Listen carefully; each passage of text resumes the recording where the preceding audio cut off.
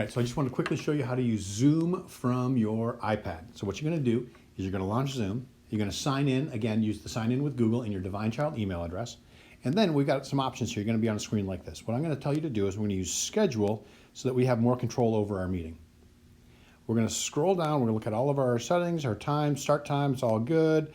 The settings I want you to look at are down here. What we have is use personal meeting ID or not. If I toggle that off, I will get a different link for every single meeting I create. And that's fine. You may want that, you may not. But then I'll also have distinct settings for all of those meetings. If I toggle it on, I will set the default for all of my meetings at one time, which means every time I create a meeting, all of my settings are already good to go. So I'm going to use the personal meeting ID for two reasons.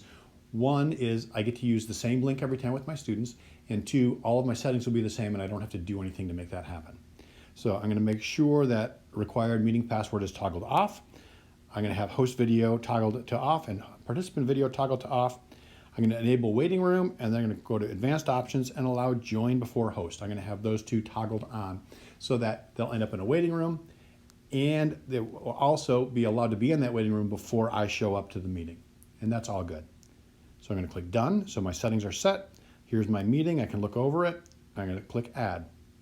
Now, you can go to your meetings on the left-hand side, and then you can see all of the meetings you have scheduled, and you can start one of them.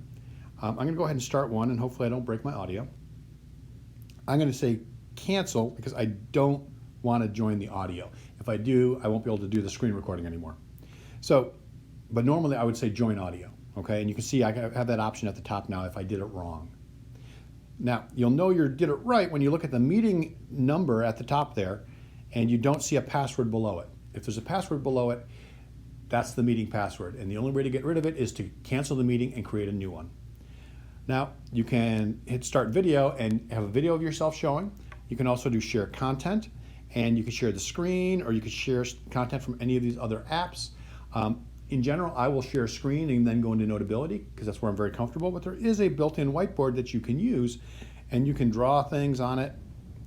You can teach just as you would, and using the whiteboard built in here.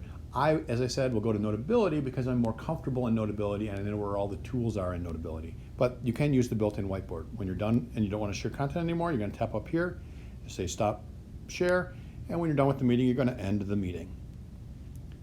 And then the meeting is over. And that's all there is to setting up and running a meeting in Zoom on your iPad.